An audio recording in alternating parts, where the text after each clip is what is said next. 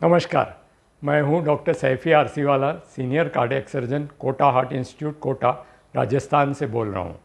मेरे सारे दर्शकों को रमज़ान महीने की बहुत बहुत मुबारकबादी देता हूं और साथ में होली की बहुत बहुत शुभकामनाएं। तो इसी के साथ आज का वीडियो शुरू करते हैं। आज के वीडियो में हम चर्चा करेंगे कि अगर हार्ट की एक नाड़ी 100% बंद हो तो उसका क्या उपाय है। इसके बारे में हम डिटेल में इस वीडियो में चर्चा करेंगे। इसे हम 5 पॉइंट्स पर डिस्कस करेंगे। पहला पॉइंट है कि टाइम, किस टाइम पे आपकी 100% आर्टरी बंद हुई। दूसरा है कि कौन सी आर्टरी है, टाइप ऑफ आर्टरी। तीसरा है कि आपका हार्ट का फंक्शन क्या है। चौथा है कि आपको कितने सिम्टम्स है। और पांचवा है कि आपके हार्ट में कितना रिजर्व है। सो इसके बारे में हम एक एक पॉइंट पर चर्चा करेंगे। पहला पॉइंट है कि टाइम। टाइम का मतलब ये है कि जब कभी भी आपको सीवियर चेस्ट पेन हुई है या अगर आपको हार्ट अटैक आ रहा है तो आप तुरंत हॉस्पिटल में जाके एंजियोग्राफी करवाते हैं। अगर एंजियोग्राफी में उस नाड़ी में 100% ब्लॉकेज आता है तो उस नाड़ी को तुरंत खोलनी चाहिए और वो आसानी से खुल भी जाती है और खुलने के बाद हार्ट पे इफ़ेक्ट नहीं करती है और हार्ट डैमेज से बच जाता है। अगर किसी कारण से आप हॉस्पिटल नहीं पहुंच पाते या आपके गांव में फैसिलिटी नहीं है एंजियोग्राफी की और आप स्टेबलाइज होने के बाद 3 से 4 दिन के अंदर अगर हॉस्पिटल पहुंच जाते हैं और आपकी एक नाड़ी 100% बंद है, उसको भी हम खोल सकते हैं। लेकिन अगर 3 से 6 महीने गुजर जाते हैं और उसके बाद अगर एंजियोग्राफी करके देखते हैं और उसमें 100% नाड़ी ब्लॉकेज आती है तो हो सकता है वो नाड़ी खोलना मुश्किल हो, क्योंकि उसमें क्लॉट्स बन जाते हैं, कैल्सिफिकेशन हो जाता है और ऐसी आर्टरी को खोलना बहुत मुश्किल होता है। तो इसीलिए सुझाव है कि जब कभी भी चेस्ट पेन हो या आपको ऐसा लग रहा है कि हार्ट अटैक आया है तो तुरंत एंजियोग्राफी कर लेनी चाहिए और अगर आर्टरी 100% बंद है तो उसे तुरंत एंजियोप्लास्टी के द्वारा ओपन कर लेनी चाहिए। दूसरा पॉइंट है कि कौन सी आर्टरी 100% बंद है। हमारे शरीर में 3 महत्व की आर्टरी होती है।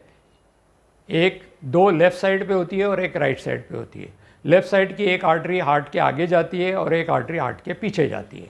अगर ये तीनों मेजर आर्टरी में से एक आर्टरी 100% बंद है तो उसे ज़रूर से खोलनी चाहिए। ये मेजर आर्टरी गिनी जाती है। वो अपने कार्डियोलॉजिस्ट और जो भी डॉक्टर है उनकी समझौता से आप उनसे जान सकते हैं। तीसरा पॉइंट है हार्ट का फंक्शन, कि आपका हार्ट नॉर्मल है या कमज़ोर है। अगर आपको हार्ट अटैक आने के बाद आप तुरंत हॉस्पिटल पहुँचे और नाड़ी 100% बंद है और आपका हार्ट भी थोड़ा कमज़ोर है तो उस स्थिति में हमें उस 100% आर्टरी को तुरंत खोल देनी चाहिए, जिससे हमारा हार्ट फंक्शन इम्प्रूव हो जाएगा। लेकिन आपने बहुत डिले किया, 6 महीने 1 साल के बाद जब इको किया उसमें हार्ट फंक्शन कमज़ोर आया और फिर आपने एंजियोग्राफी कराई और उस समय आपकी नाड़ी अगर 100% बंद है तो हो सकता है कि वो नाड़ी, क्योंकि बहुत पुरानी बंद है 100%, तो वो खोलना मुश्किल हो सकता है, क्योंकि उसके अंदर क्लॉट्स बन जाते हैं और वो कैल्सिफिकेशन हो जाता है।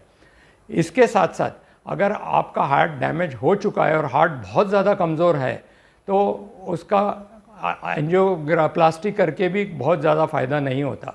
जो डेंजरस माना जाता है वो है 90% या 95% ब्लॉकेज जिस आर्टरी में होता है वो ज़्यादा डेंजरस है बजाय 100% ब्लॉक वाली, क्योंकि 100% ब्लॉक वाली आर्टरी ने तो अपना काम कर दिया है और 100% से ज़्यादा वो कभी ब्लॉक नहीं हो सकती। जो 90% या 95% ब्लॉक आर्टरी है वो 100% ब्लॉक अगर हो जाती है तो हार्ट को डैमेज कर सकती है।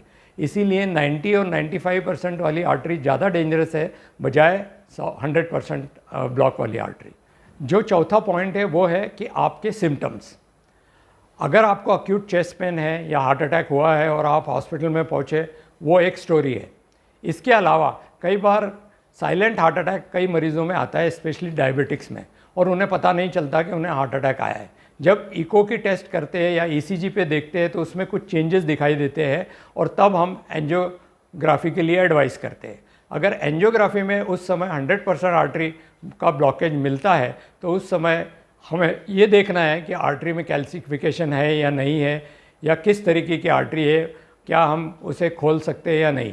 ये बेस्ट रहेगा कि आप अपने कार्डियोलॉजिस्ट और कार्डियक सर्जन दोनों से डिस्कस करें कि इसे करना चाहिए या नहीं करना चाहिए और फिर ही अपना मत बनाएं। अगर आपको सिम्टम्स है किसी भी तरीके के जैसे कि चलने पर सांस फूलती है, या चेस्ट पेन होता है, या फिर खाना खाने के बाद छाती में दर्द होता है, या पेट में गड़बड़ सी महसूस लगती है, और आपको पता है कि पहले एक आपका हार्ट अटैक आया है, तो ऐसे अगर आपको सिम्टम्स है तो उस समय आपकी एंजियोग्राफी आपने ज़रूर करानी चाहिए। और इसके साथ साथ अगर आपको पहले हिस्ट्री है हार्ट अटैक की तो ज़रूर से एंजियोग्राफी करानी चाहिए। और अगर उसमें 100% ब्लॉकेज आता है और अगर आपका हार्ट फंक्शन बहुत सारा कमज़ोर नहीं है तो उसका इलाज ज़रूर से कराना चाहिए। जो पांचवा पॉइंट है वो ये है कि कई बार ऐसा होता है कि हार्ट फंक्शन बॉर्डरलाइन होता है और आर्टरी 100% बंद है, लेकिन पेशेंट को कोई ज़्यादा खास सिम्टम्स नहीं है, तो सोचते हैं कि इसे करना चाहिए या नहीं। तो उस समय हम हार्ट का रिज़र्व फंक्शन देखते हैं कि हार्ट में कितना रिज़र्व है। अगर वो हम कुछ टेस्ट होती है जैसे कि ट्रेडमिल टेस्ट होती है, CTMT जिसे कहते हैं, उस पर हम मरीज़ को दौड़ा के देखते हैं कि उसका हार्ट का रिज़र्व फंक्शन कितना है। अगर वो 7 मिनट से ज़्यादा उस टेस्ट में दौड़ सकता है बगैर सांस फूले या बगैर चेस्ट पेन हुए तो हम उस नाड़ी को छोड़ सकते हैं। लेकिन अगर 5 मिनट के अंदर ही ECG में चेंजेस आती है या चेस्ट पेन होता है या सांस फूलने लगती है तो उस समय उस नाड़ी का ट्रीटमेंट करना ज़रूरी होता है। तो पूरे वीडियो का सारांश यही रहेगा कि जब कभी भी आपको किसी भी तरीके के हार्ट के सिम्टम्स हो, चेस्ट पेन हो या हार्ट अटैक आने का संभावना लगती है आपको, तो तुरंत हॉस्पिटल में चले जाइए। वहाँ पे एंजियोग्राफी करना ज़रूरी है। और एंजियोग्राफी में अगर 100% आर्टरी बंद भी होती है तो उसे हम आसानी से खोल सकते हैं, क्योंकि उस समय सॉफ्ट क्लॉट होता है और आर्टरी आसानी से खुल जाती है। और अगर टाइम बहुत ज़्यादा बीत जाता है 3 महीने 6 महीने के बाद तो ये आर्टरी खोलना बहुत मुश्किल होता है और हो सकता है ये आर्टरी हार्ट को इतना डैमेज कर दे कि ये आर्टरी खोलने के बाद भी हार्ट का फंक्शन रिकवर ना हो। इसीलिए मेरी आप सब लोगों से विनती होगी कि जब कभी भी आपको किसी भी तरीके के हार्ट के सिम्टम्स हो तो कृपया करके एंजियोग्राफी में कोई भी झिझक ना करें। एंजियोग्राफी करने के बाद ही हमें पता चलता है कि नाड़ियों में कितनी बीमारी है, क्या नाड़ियों का क्या इलाज कर सकते हैं, और अगर बीमारी है तो क्या आपकी जान खतरे में है या नहीं है, और अगर आपकी जान खतरे में है तो उसका हम किस तरीके से इलाज कर सकते हैं।